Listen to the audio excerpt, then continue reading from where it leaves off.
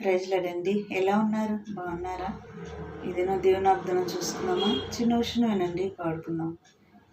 నాతో నీవు మాట్లాడినచో నీ బ్రతికేదను ప్రభు.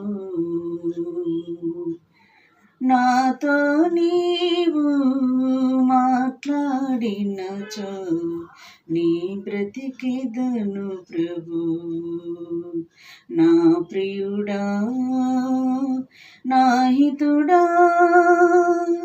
నా ప్రాణనాథుడా, నా రక్షక,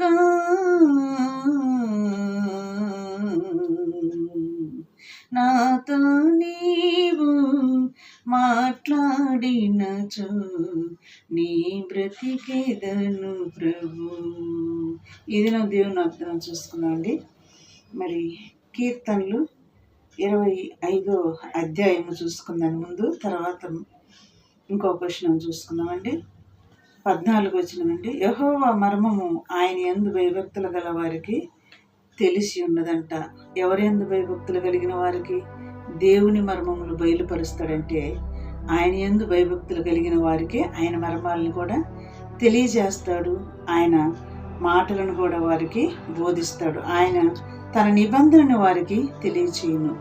ఆయన మర్మములను, ఆయన నిబంధనలను మరి తన యందు భయభక్తులు గల వారికి నేను తెలియజేస్తాను అని చెప్తున్నాడు దేవుడి దినం. అలాగే మరి కీర్తనలు 29వ అధ్యాయము 11వ వచనం కూడా చూసుకుందామండి. యెహోవా తన ప్రజలకు బలమును అనుగ్రహించును. యెహోవా తన ప్రజలకు సమాధానము కలగజేసి వారిని ఆశీర్వదించును. ఈ దినం వాగ్దానం అండి. మరి ఇటు వాగ్దానాన్ని బట్టి మనం ప్రార్థించేద్దామా? స్తోత్రములు ప్రభువా యేసయ్యా, ఇటు మాటలు మా హృదయంలో నీరు గట్టి ఫలింపు చేయి. ఇంటిన బిడ్డలు, చూస్తున్న బిడ్డలు కూడా దర్శించమని నజరేయుడైన యేసుక్రీస్తు నామములో నేను అడిగి వేడుకుంటున్నాము తండ్రి. ఆమేన్. God bless you.